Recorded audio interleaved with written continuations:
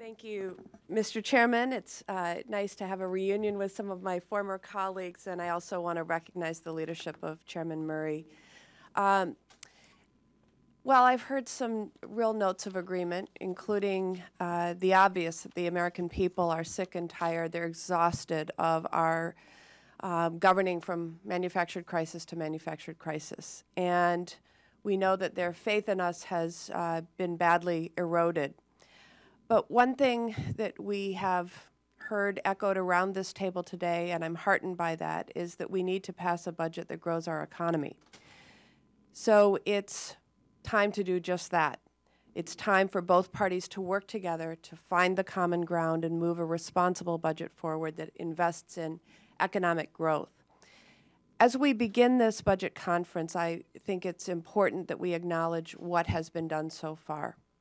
In the past 3 years, significant progress has been made in achieving $2.5 trillion in bipartisan deficit reduction measures.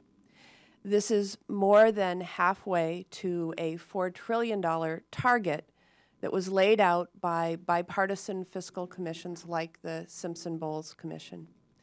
While we need to do more, we must do it in a way that is balanced and doesn't put up a roadblock for moving our economic recovery forward. Quite frankly, the biggest roadblocks to our economic recovery have come from the broken politics of this city. The government shutdown cost our economy more than 120,000 jobs in October alone, and continued sequester cuts are predicted to cost as many as 1.6 million jobs next year if kept in effect. We have the chance in this conference to leave that damaging path. A new path is before us, and the American people expect us to take it together.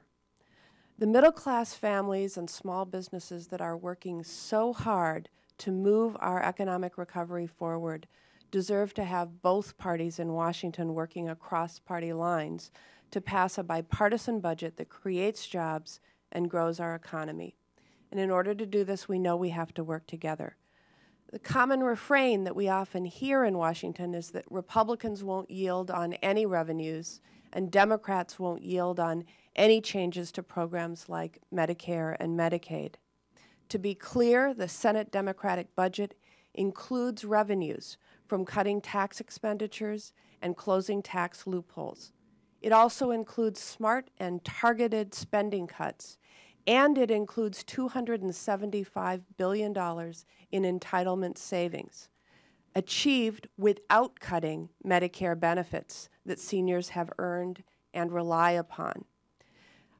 The House Republican budget has significant cuts to benefits and provides economic security to millions, the House Republican budget has significant cuts to Medicare benefits.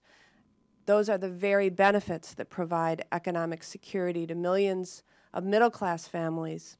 And it has $0 of revenues which could be used to invest in the essential pillars of economic growth, like education, workforce readiness, science, research, and innovation.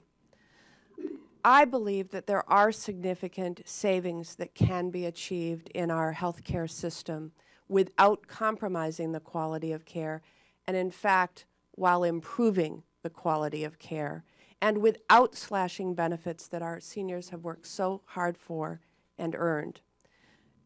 The Lewin Group and former Treasury Secretary Paul O'Neill have estimated that we could save $1 trillion per year without affecting health care outcomes and by enacting smart, targeted health care delivery reforms. The Institute of Medicine estimated this number could be $750 billion.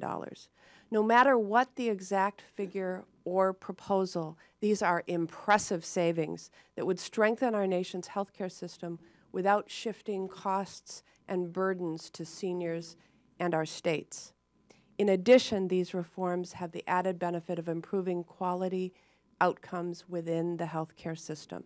So before we continue to obsessively put benefit cuts on the table, I would hope that we can begin a dialogue about finding solutions that produce health care cost savings. And I'm confident that if both parties in Washington do what the people do every day in the state of Wisconsin, put progress ahead of politics, we can break this destructive pattern and we can make that progress.